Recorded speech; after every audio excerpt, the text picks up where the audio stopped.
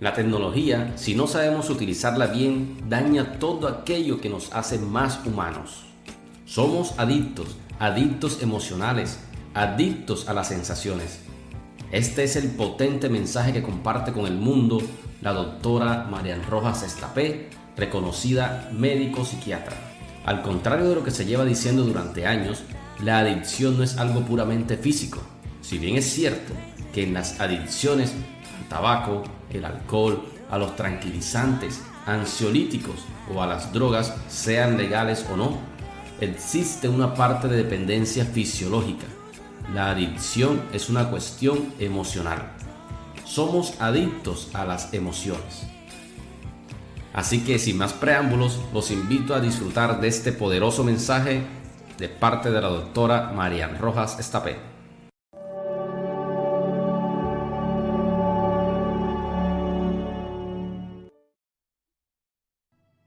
Yo soy de la teoría, y esto estaréis muchos de acuerdo, que nada nos gusta más que cuando estás con una persona y notas que esa persona tiene todos los sentidos puestos en ti, que esa persona te está escuchando a ti, solo a ti, y tiene toda tu atención puesta. Eso nos encanta.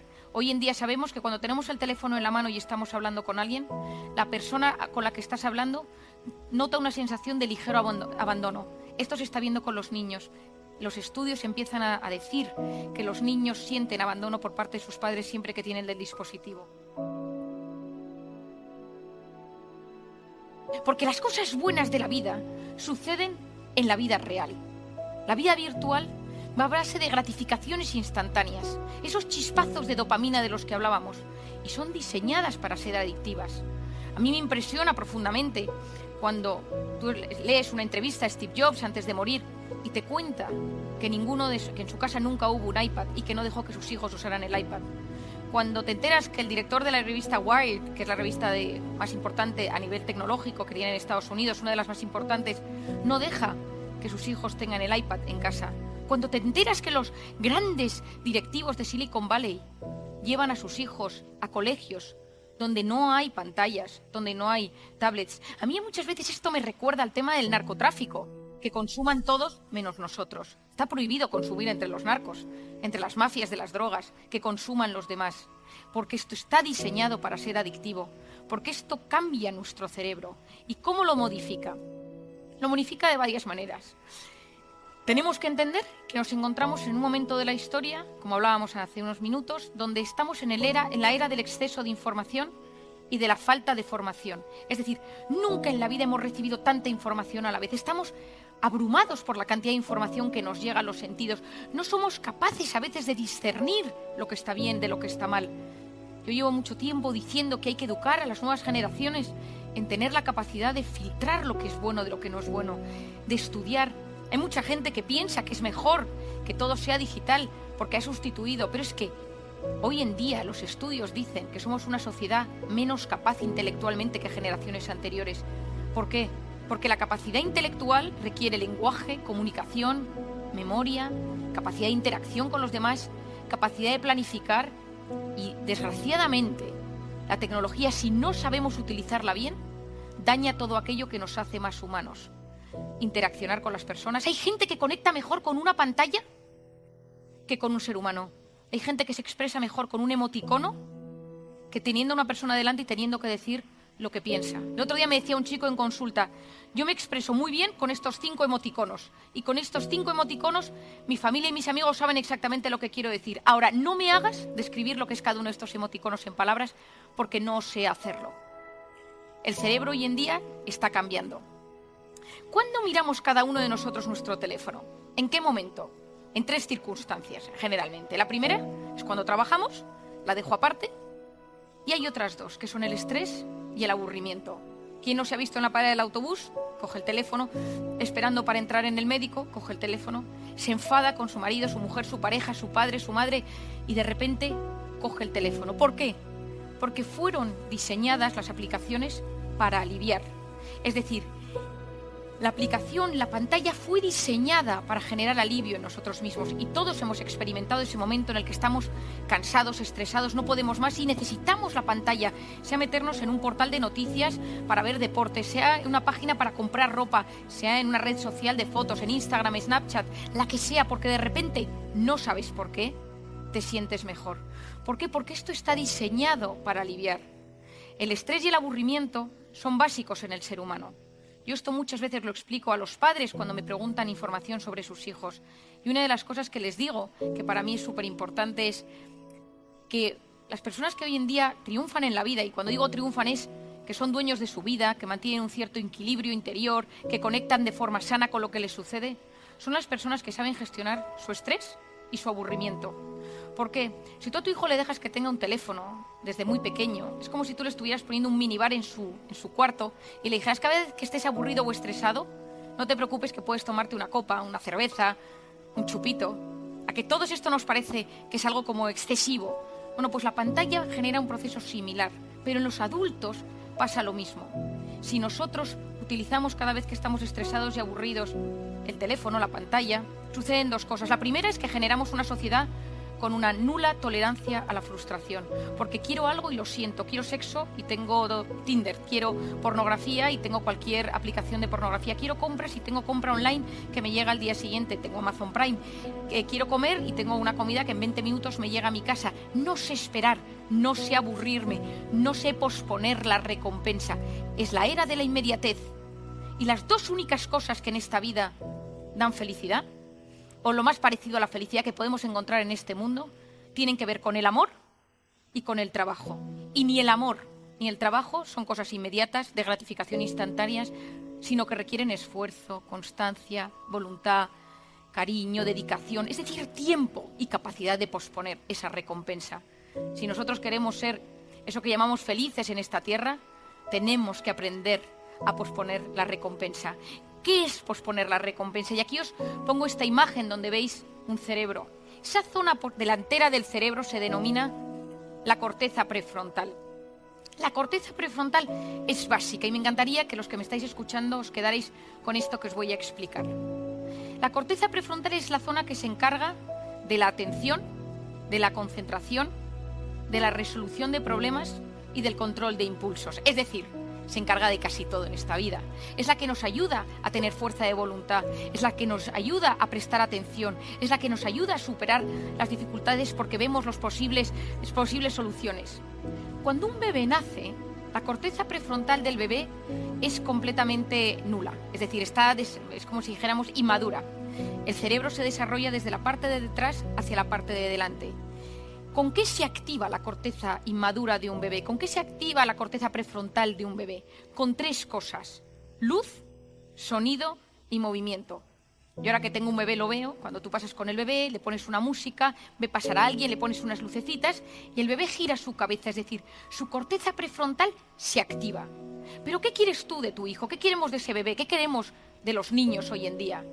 Que a medida que se va desarrollando esa corteza prefrontal, ese niño también sepa prestar atención, es decir, su corteza prefrontal se active ante objetos inmóviles, ante cosas que no son luminosas, ante cosas que no tienen un gran estruendo, es decir, que ese niño pueda prestar atención a un profesor, pueda escuchar una conversación con su padre, esté sentado en la salita de espera del médico de forma calmada, es decir, que tenga bien asentada su corteza prefrontal. ¿Qué sucede si tú a ese bebé le das una tablet? Si tú a ese niño le das un teléfono. ¿Qué es la tablet? ¿Qué es el teléfono? Luz, sonido y movimiento.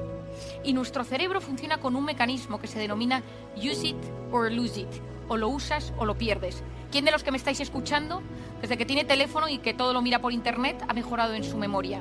Ninguno. Porque a medida que nosotros utilizamos Internet, Wikipedia para todo, nuestro hipocampo, que es la zona del cerebro que se encarga del aprendizaje, se va haciendo más pequeño. ¿Quién de nosotros se orienta mejor ahora que hace 10 años? Ahora que tenemos Google Maps, Waze o cualquier aplicación para ubicarnos en el mapa. Ninguno. Porque nuestro cerebro, cuando menos lo estimulas desde dentro, las zonas de ese cerebro se empiezan a atrofiar y a funcionar peor.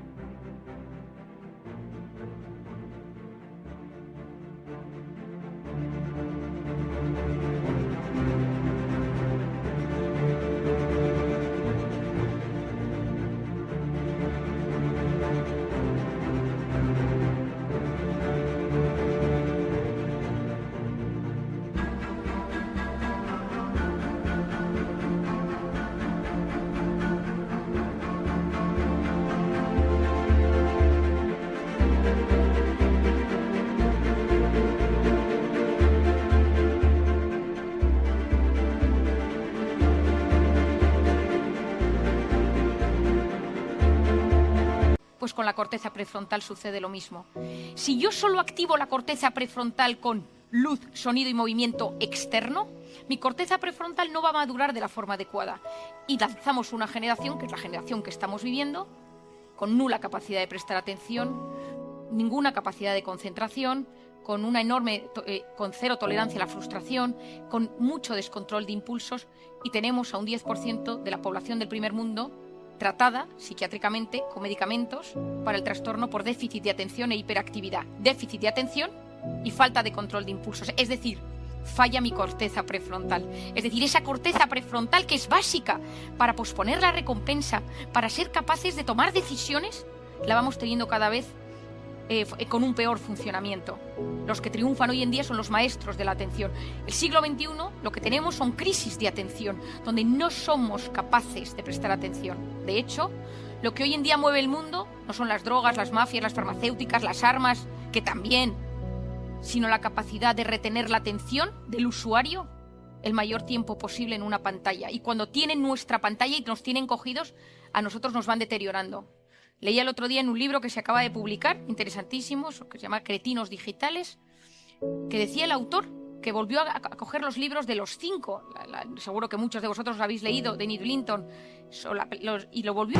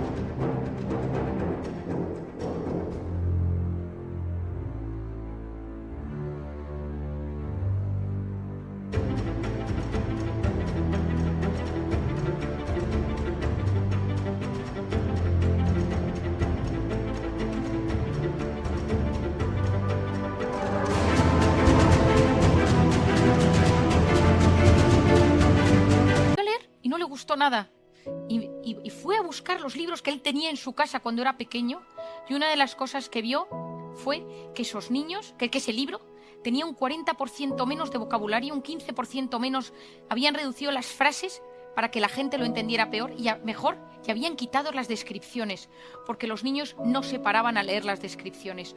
Ojo con lo que estamos haciendo. Me diréis, ideas. Yo os recomendaría como psiquiatra, y lo que estoy intentando recomendar un poco a todo el mundo, que creo que nos puede ayudar para fortalecer nuestro cerebro, porque necesitamos llegar con un cerebro lo mejor posible a nuestra vejez, porque los datos de futuras demencias, de problemas cognitivos, de depresiones mentales, de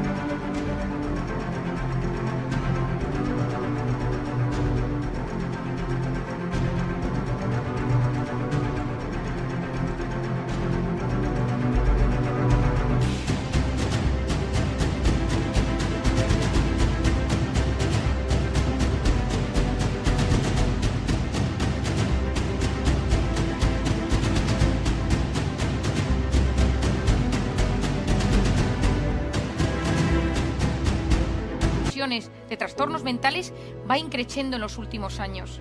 Lo primero, quitar las notificaciones, que nada se encienda en mi teléfono. Si yo quiero algo, soy yo quien me meto en el teléfono, no el teléfono quien me dice que me tengo que meter, porque si no es el teléfono quien me domina, es la pantalla. La corteza prefrontal me tiene completamente aplanado, nula creatividad, nula capacidad de responder a los estímulos. Es decir, si yo consiguiera que una décima parte de los que me escuchéis quitaras las notificaciones, los primeros días miraréis muchísimo más el teléfono, y a los 4 o 5 días os daréis cuenta que vivís muchísimo más en paz. Lo segundo es disminuir el uso de la red social más activa, que suele ser Instagram. Que de repente digamos máximo 15 minutos, media hora, 1 hora, según cada uno al día. ¿Por qué? Porque nadie se mete en Instagram para mirar una foto en particular de una cosa, sino que está diseñada para engancharnos cada vez más. Ya sabemos que a través de la dopamina, de la gratificación instantánea, que está diseñada para ser así. La tercera es intentar poner de vez en cuando el modo avión. Yo soy de la teoría, y esto estaréis muchos de acuerdo, que nada nos gusta más que cuando estás con una persona y notas que esa persona tiene todos los sentidos puestos en ti, que esa persona te está escuchando a ti, solo a ti, y tiene toda tu atención puesta. Eso nos encanta. Hoy en día sabemos que cuando tenemos el teléfono en la mano y estamos hablando con alguien, la persona con la que estás hablando nota una sensación de ligero abandono. Esto se está viendo con los niños. Los estudios empiezan a decir que los niños sienten abandono por parte de sus padres siempre que tienen el dispositivo. Seamos capaces de soltarlo para dar buen ejemplo a nuestros hijos y que noten que estamos con ellos. Para eso, una de las frases que más repetí en el confinamiento fue: si no puedes salir fuera, métete dentro. Y analiza tu interior, conecta con tu interior, medita, reza si tienes creencias, busca lo mejor que llevas dentro. Hoy en día todo está fuera, no tenemos tiempo para frenar, para parar, para analizar nuestro interior. Y muchas veces si cortamos esa hiperestimulación, ese exceso de información que nos llega, alcanzamos la serenidad. Y no conozco a nadie, yo he leído mucho a lo largo de mi vida, que haya descubierto nada importante en un momento frenético de hiperactividad o de hiperestimulación. Tanto alguien que estaba debajo de un árbol y vio cómo caía una manzana, Aristóteles paseando por los jardines de Grecia. Todos los grandes descubrimientos de la historia han sido en momentos de paz, de serenidad, en momentos de calma. Quien logra serenidad en lo pequeño adquiere fortaleza para la adversidad.